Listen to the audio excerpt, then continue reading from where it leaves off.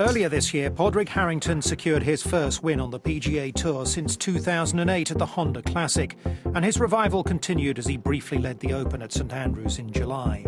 Anna Whiteley caught up with Padraig back at the home of golf. Padraig, it's great to catch up with you, especially in the R&A Clubhouse. And as we are here in St Andrews, just talk us through that treacherous week that we all experienced at the Open. What are your memories from there, looking back on it now? I think my overriding memory is I must be the only person to ever be leading the Open in the last round of a tournament and to lose my golf ball.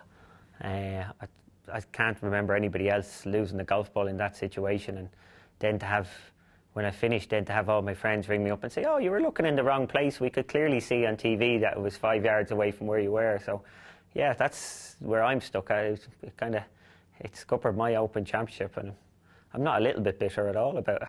I suppose you could say it was a bit of a slow start to the year until that fantastic moment in March. Why do you think that was, perhaps? Well, you know, the nature of the game. You know, you get yourself into a situation where you're I suppose you're trying harder and harder, and it's, you know, results aren't going your way, and you lose a little bit of confidence. You keep working at it, and you know, you're waiting for that breakthrough again, and you know, you have to stay patient. The good thing for me is when I did get a chance of winning, I took it, which is very sweet for me.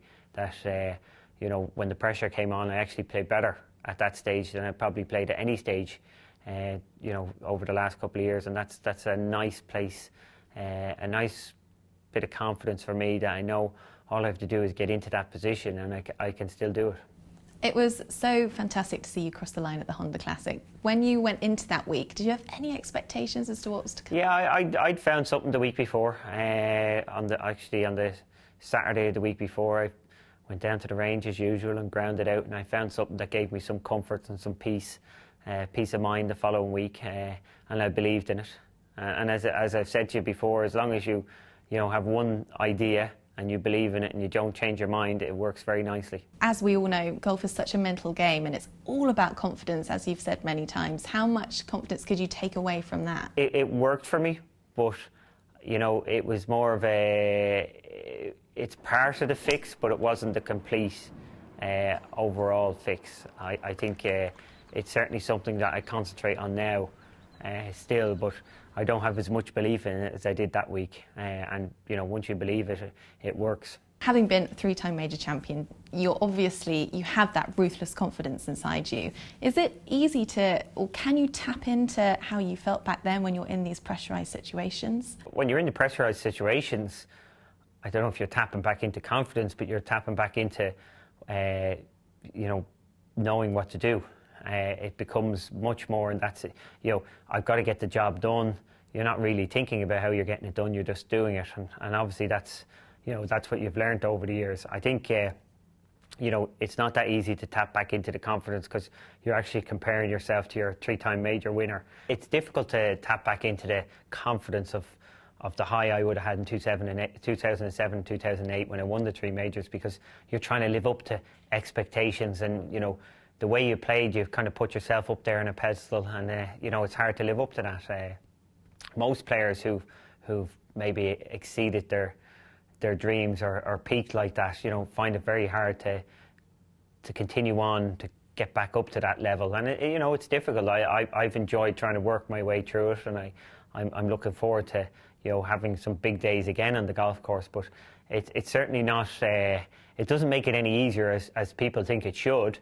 But very few people who win one major actually go on to win two, because of the burden it places on you. Well, Irish golf, looking at it at the moment, is in such a brilliant place. We've got Shane Lowry, Paul Dunne has just turned pro. A lot of people say that you are responsible really for paving the way for the Irish golfers back in 2007.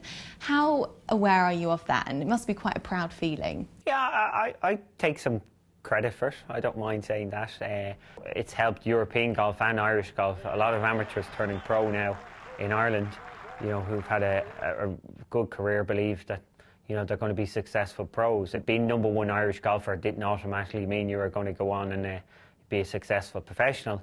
You know, I always try to, you know, break down the boundaries of what you think you can do, what's possible, and you know, obviously winning those majors has definitely helped. Some of the other major winners have definitely said it's led to them believing that they can go and do it. I think, you know, Rory having won his 4, I think he was always destined to win them, so I don't necessarily think I might have been the catalyst for him, but for others, for sure. Well, thank you for joining us. That's brilliant. Thank you.